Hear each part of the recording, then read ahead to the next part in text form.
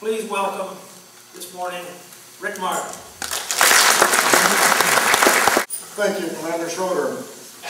Members of the American Legion, members of the Greater Lee community and guests, welcome.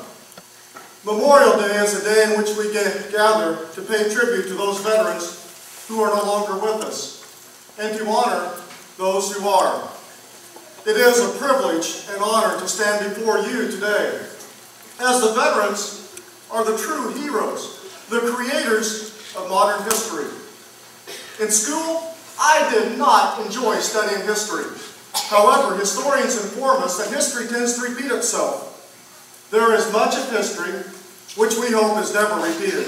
You, the veterans, understand that as well as any. However, there are portions of history, lessons in history, which should be permanently ingrained upon our conscience. America can and should learn a vast array about human performance from you, the veterans of the United States Armed Forces. The first of which is pointed out in John chapter 15, verses 12 through 14, where Jesus says that we are to love others as Christ loves us. He said, the greatest love a person can display is laying down their life for their friends. Each of these veterans answered Christ's command, as every person who serves in defending our great nation is laying down their life for mankind. My fellow Americans, each of these veterans has laid down their life for freedom and liberation. Freedom and liberation, not only just for America, but all of the free world. You have displayed the greatest love.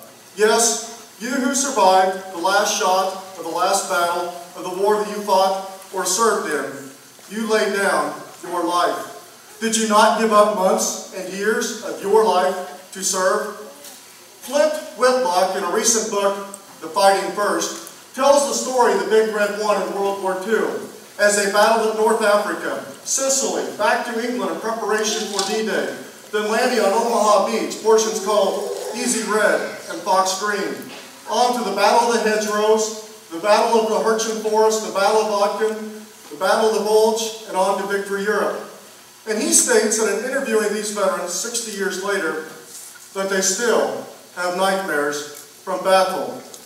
Perhaps some, if not all of you, still have nightmares from battle. The fact of memories forever lingering in your mind are further evidence of you laying down your life for mankind.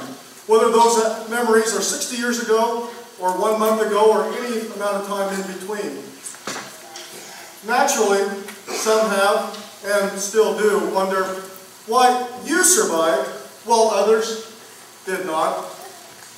The only answer that I have is that each day that any of us awaken, whether we are a 1-hour-old baby, 40 years old, 105 years old, whether we are poor, middle class, or rich, poor health, adequate health, perfect health, each day that any of us awaken, God is saying, I have plans for you today. God has been leading His people into battle and victory since nearly the beginning of time. We are in constant pursuit of world peace, which is world hope. The biblical definition of peace is not the absence of negative, rather the presence of positive, the presence of hope. One of the names of Jesus is Prince of Peace. Jesus brought and continues to bring hope into the world despite there being an ever-continual presence of evil. While displaying the greatest love, you have taught us numerous other lessons, one of which I learned over 30 years ago when I was 6 or 7 years old. My dad and I were out irrigating. We had the old irrigated out of the irrigation ditch. We had to set tubes. And we got done, and Richard, who farmed land next to ours, got done at the same time.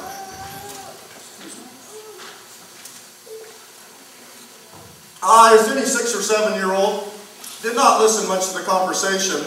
Rather, I was throwing clods or trying to find a frog, when suddenly the conversation turned, capturing my attention. Richard started talking about his experience in World War II. He told about in the battle with the Germans how he lay there and played dead